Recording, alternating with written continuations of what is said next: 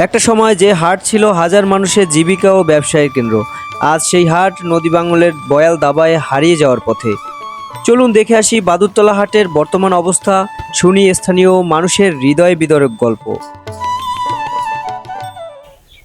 বন্ধুরা, শুভেচ্ছা জানাচ্ছি। আমি পারভেজ মাহমুদ। আজকে আপনাদের দেখাবো ঝালকাঠি জেলার রাজাপুর উপজেলার বিষখালী নদীর তীরে অবস্থিত বাদুরতলা একটি হাট। গ্রামীণ এই হাটের নানান আদ্যপ্রান্ত আমার আজকের ভিডিওতে আপনাদের সামনে তুলে ধরব। সেই সাথে বাঙল কবলিত এই নদীর পাড়ের মানুষের জনজীবনের নানান তথ্য আপনাদের সামনে আজকের ভিডিওতে তুলে ধরতে চেষ্টা করব। বিষখালী নদীর পাড়ে গড়ে ওঠা এই গ্রামটি যেন প্রাকৃতির এক জীবন্ত চিত্র। এখানে চারিদিকে সবুজ ধানক্ষেত, নারিকেল, সুপারি ও বিভিন্ন ফলের গাছ গ্রামের সৌন্দর্যকে বাড়িয়ে তুলেছে কয়েক গুণ। গ্রামের মানুষ মূলত কৃষিকাজ আর মাছ ধরা, ছোটোখাটো ব্যবসার মাধ্যমে জীবিকা নির্বাহ করে থাকেন।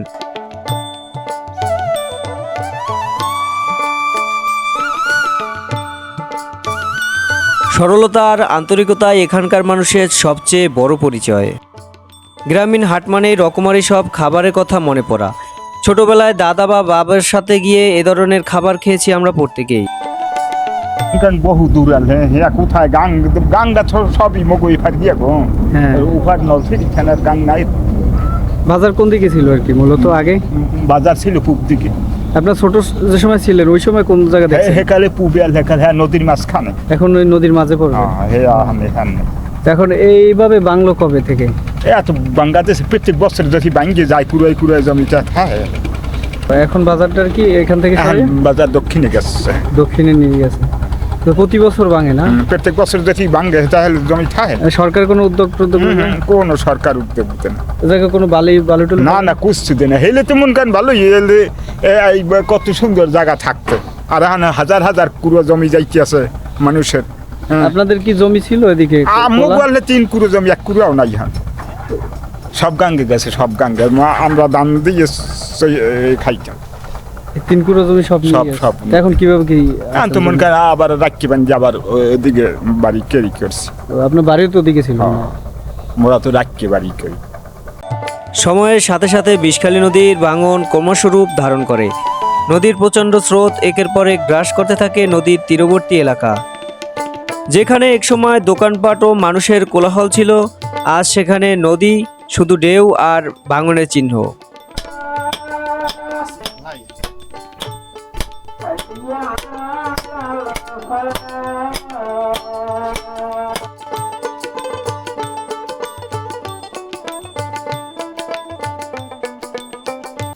বন্ধুরা, এখন এই মুহূর্তে আমি যেখানে দাঁড়ানো আছি এখানে কিন্তু একটা হাট ছিল। এখন যে অবস্থা তাতে মনে হয় না যে এখানে একসময় হাট বাজার ছিল। বা আমি গত 2 বছর আগে যখন এসেছি তখন এখানে বিশাল একটা হাট বাজার ছিল। আর এখন বর্তমানে নদী ভাঙনের কারণে হাটটা কিন্তু এখানে থেকে বন্ধ হয়ে অনেকটা সামনের দিকে চলে গেছে। সাপ্তাহিক হাটে দূর দূরান্ত থেকে নৌকা বা ট্রলারে করে মানুষ এখনও আসে এই হাটে। এক সময় এই হাট ছিল এলাকার মানুষের জীবন জীবিকার অন্যতম প্রধান কেন্দ্র। আশেপাশে গ্রামের মানুষের প্রতিদিন এখানে আসেন কেনাকাটা করতে, কৃষিপণ্য বিক্রি করতে এবং নিজেদের প্রয়োজনীয় জিনিসপত্র সংগ্রহ করতে।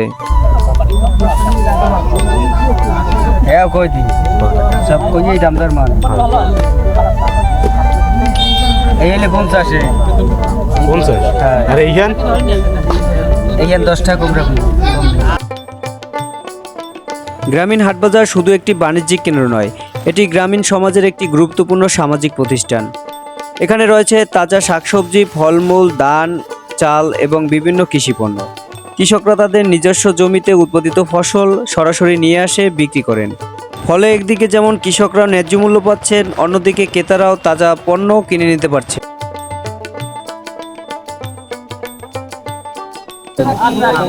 10 পদে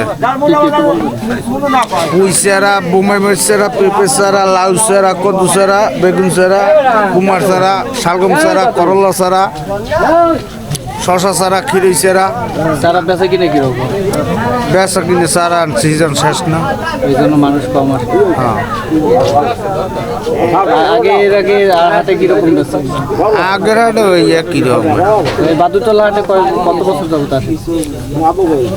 এই 15 বছর তোমার। এই বাজারে আমি 1983 সালে আর কি এখানে বসি, কিন্তু এরপরে তো চাইজবাড়ি এই নদীর ভাঙ্গলে পড়ে গেছি। এই চাইজবাড়ির পর এইখানে অবস্থান করছি। এখানেও তো নদী ভাঙ্গলে আর ভাঙ্গলে আছি, কিন্তু পরবর্তীতে কি অবস্থা হবে বলতে পারি না। আগে আর সরকারও কোনো পদক্ষেপ নিতে আসে না। আগে আপনার দোকানটা কোন দিকে ছিল এখান থেকে? এখান থেকে পূর্ব দিকে ছিল, এখন নদীটা এই মাঝে প্রথম যে ছিল নদীর মাঝখানে ছিল, এখন যে বর্তমানে মাঝখানে একটা খাল ছিল, খালের পরে স্থল ছিল, মানে এই নদীর মাঝে খাল ছিল একটা। এখানে খালও ছিল। খাল তো এখন বিলীন হয়ে গেছে, খাল নদীর বিলীন ভিতরে। হয়ে গেছে, খাল পশ্চিম দিকে আগাই গেছে।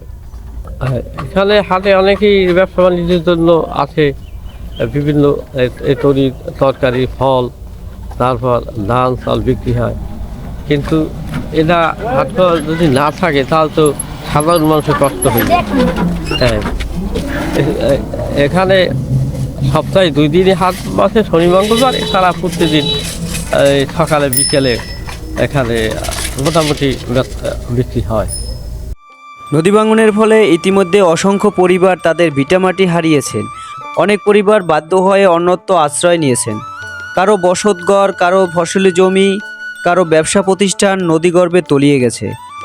প্রতিদিন ঘুম থেকে উঠে মানুষ আতঙ্ক নিয়ে নদীর পাড়ে ছুটে আসে, নতুন করে কোনো ভাঙন শুরু হয়েছে কিনা তা দেখার জন্য। কারণ কখন যে কার শেষ সম্বলটুকু নদীতে কেড়ে নেবে। গ্রামীণ হাট শুধু বাণিজ্যের স্থান নয়, এটি সামাজিক সম্পর্ক গড়ে তোলার একটি গুরুত্বপূর্ণ মাধ্যম।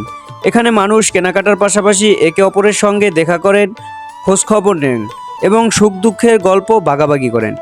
গ্রাম বাংলার ঐতিহ্য, সংস্কৃতি এবং সামাজিক বন্ধনের অন্যতম প্রতীক হলো গ্রামীণ হাট। দাদু বেচা কিনে কিরকম আপনার দোকানে? বেচা কেনা বেশি পথ নাই, শুভ যে জায়গায় বেচা কেনা হয়েছে এই সময় একটু বেশি ছিল।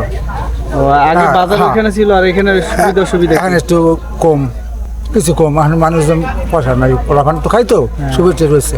এখন বাইলে বেচা কেনা শেষ, এখন একটু খাই কম। এখানে মাস 3 হয়ে গেছে। 3 মাসের মতো হয়ে যায়।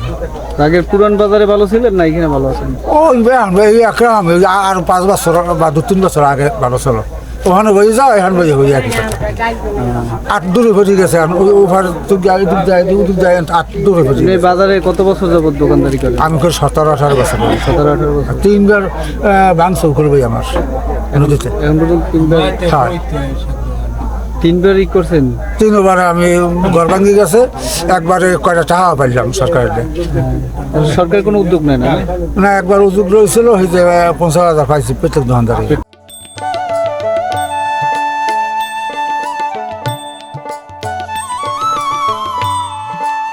এক সময় বাদুরতলা হাট ছিল এই অঞ্চলের সবচেয়ে ব্যস্ত ও জনপ্রিয় হাটগুলোর মধ্যে একটি। সাপ্তাহিক নির্দিষ্ট দিনে শনি এবং মঙ্গলবার এখানে হাজার হাজার মানুষের সমাগম হতো। দূর দূরান্ত থেকে কৃষকরা তাদের উৎপাদিত ফসল নিয়ে আসতেন, জেলেরা নদী থেকে মাছ ধরে বিক্রি করতেন, ছোট বড় ব্যবসায়ীদের দোকানে থাকতো উপচে পড়া ভিড়। এই হাটকে ঘিরেই গড়ে উঠেছিল এই এলাকার অর্থনীতি ও মানুষের জীবনযাত্রা। নদী ভাঙনের কারণে শুধু হাট নয়, ক্ষতিগ্রস্ত হচ্ছে পুরো এলাকার অর্থনীতি। অনেক মানুষ কর্মহীন হয়ে পড়েছেন, কৃষকরা হারাচ্ছেন ফসলি জমি, ব্যবসায়ীরা হারাচ্ছেন তাদের ব্যবসার স্থান। অনেক পরিবার বাধ্য হয়ে অন্যত্র চলে গেছেন। ফলে এলাকার অর্থনৈতিক ও সামাজিক কর্মকাঠামো দুর্বল হয়ে পড়েছে।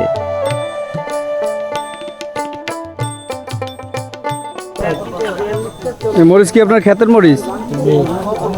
ও, এটা কয় কেজি আনছিলেন? আনছিলাম কেজি 3। বেচা হয়েছে কয় কেজি? বেচা হয়েছে কেজি এনে বেশি। তো মানুষজন কিরকম আসে নতুন দিকে হাট? মোটামুটি হয়। আপনার বাসা কি এখানে? হ্যাঁ, এনে কাছে। ও, তো আপনারা তো ছোটবেলা দেখছেন হাট কত দূর ছিল এখান থেকে? হাট এনে অনেক দূর ছিল। অনেক করে মোর আল্লাহ আর ওপার গেছে এখন। 8 4 বার ওই পারলেন না কয়বার? 4 বার এই 4 বার মতো হাট শুরু হয়েছে থেকে না 4 বার এই 4 বার এই 4 ভাঙ্গা 4 ভাঙ্গা দিছে। 4 ভাঙ্গা লক্ষ লক্ষ টাকা হইছে আর বিচারে দিছে এই যে ধান খাত দেন না ধান খাত 3 না 40 ওই কিলো ওই নদীর ভিতরে। আর ওই পারে যে রাস্তাঘাট ওই ছিল মনে হয় নদী। হ্যাঁ রাত আস্তে আস্তে দিকে আউগে নদী আর বড় হয়ে গেছে আগে সেই নদী আর এইবারই মানুষ আর ওই খায়রা এরা খাইতে শুধু জায়গা এদের জায়গা তো বাড়িঘর দেখলাম তো অনেক বড়। দরজা দেন কি অবস্থা এবারই তো ওই সব নদী তো ওই বলান্তি পাওয়া যায় না। ওই মোর মামুগঞ্জ সাইডটা জায়গা আছে এইগুলো এই খায় গো এত জায়গা নেই তো আর না মামানি কইছে কয় সাইডটা জায়গা আছে সব ভাঙিয়ে নিয়ে গেছে সব নদীতে কয় কুরত দিয়ে সার্কিট আছে। হে গো 15-20 করে আল হে গো 15-20 কুরত দিয়ে আছে মাত্র সার্কিট। জমি আছে ঠিক আছে দোকানদার সব আগে পুরান থানা আইছে মানুষ সব এই গেছে ওই নদী বাঙলে সব নিয়ে গেছে।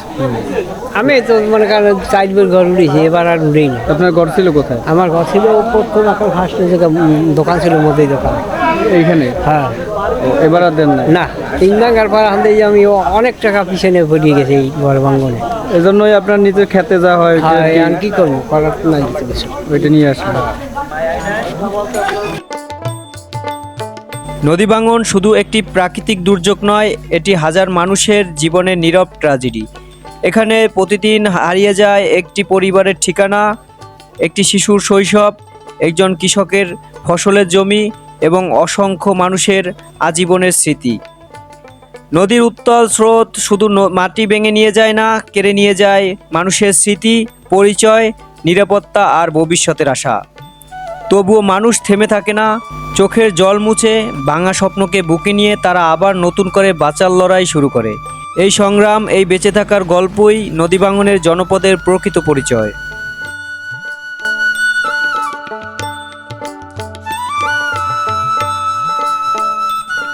কি কি বীজ আছে?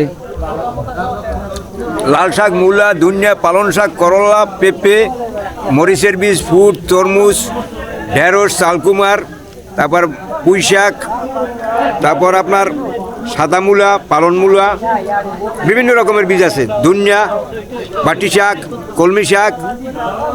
বেচা কিনা কিরকম? বেচা কিনা এখন একটু কম, আশ্বিন কার্তিক মাসে ভালো হয়। মানে আর সব 2-2.5 বেশি, 250 মতো। 250 মতো। আপনি প্রত্যেক হাটে যান নাকি? প্রত্যেক হাটে হয়।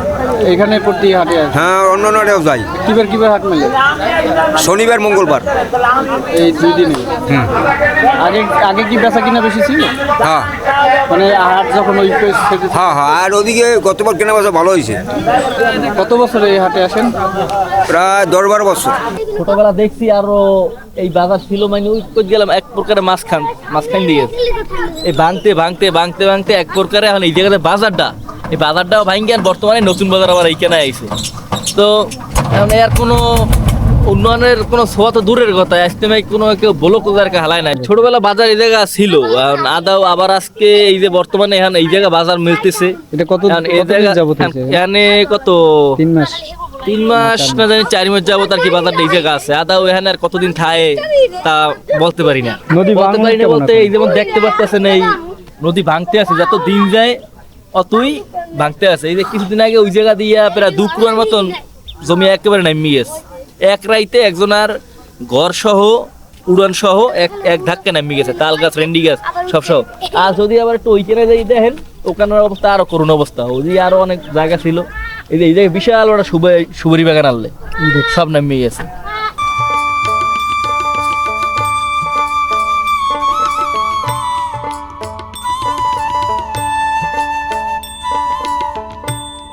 যে উঠানে একদিন শিশুদের খেলা হাসি ছিল, আজ সেখানে উত্তাল নদীর ঢেউ। বছরের পর বছর গড়ে তোলা একটি সংসার মুহূর্তেই নদীগর্ভে বিলিয়ে যায়। সব কিছু হারিয়ে ফেলেও মানুষ থেমে থাকে না, নতুন জায়গায় আবার ঘর বাঁধে, নতুন স্বপ্ন দেখে নতুন করে বাঁচার লড়াই শুরু করে।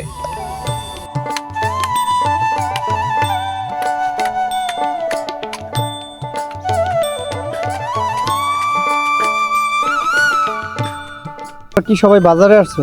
জি। বাজারে এসে কে কি খাইলা? আমি খেয়েছি দুধে পুরি।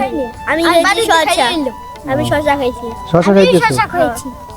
তুমিও খাইছো? তো তোমরা কি প্রতি সপ্তাহে হাটে আসো? জি জি মানে সপ্তাহে তো 2 দিন বসে না? জি। আর তোমাদের হাট ভালো লাগে, গ্রামের হাট?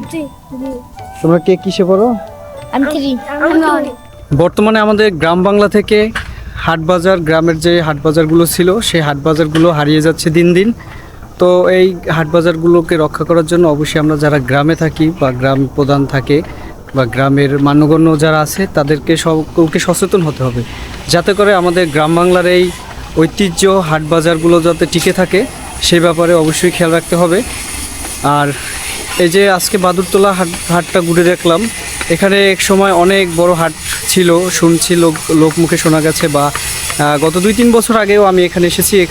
যখন এসেছি তখনও কিন্তু এখানে অনেক মানুষের সমাগম হতো। এখন বর্তমানে মানুষজন কম দেখলাম, দোকানপাটও কম, কারণ এই জায়গাটা আমি যেখানে দাঁড়ানো আছি এই জায়গাটায় কিন্তু একসময় হাটটা বসতো, কিন্তু এখন এই নদী ভাঙনের ফলে আমার পিছনে যে এখানে নদী ভাঙন দেখতে পাচ্ছেন এইখানটায় কিন্তু একসময় অনেক দোকান ছিল, আর এই পুরো জায়গাটা ধরে হাটটা বসতো।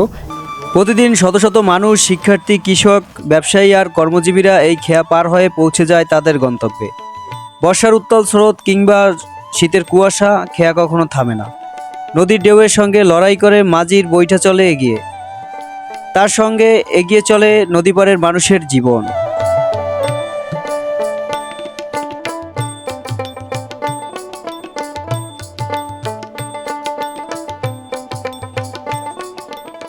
বন্ধুরা, এই ছিল আমার বাদুরতলা বাজার নিয়ে তথ্যমূলক এই প্রামাণ্য চিত্র। আশা করি ভিডিওটি আপনাদের কাছে ভালো লেগেছে। এমনই গ্রামের হাট বাজার অথবা গ্রামীণ পরিবেশ দেখতে অবশ্যই এখনই সাবস্ক্রাইব করুন আমার চ্যানেলটি, অথবা আমার ফেসবুক রিলস ভিডিও দেখতে চাইলে অবশ্যই পারভেজ মাহমুদ লিখে সার্চ করুন। ধন্যবাদ সবাই এতক্ষণ সাথে থাকার জন্য।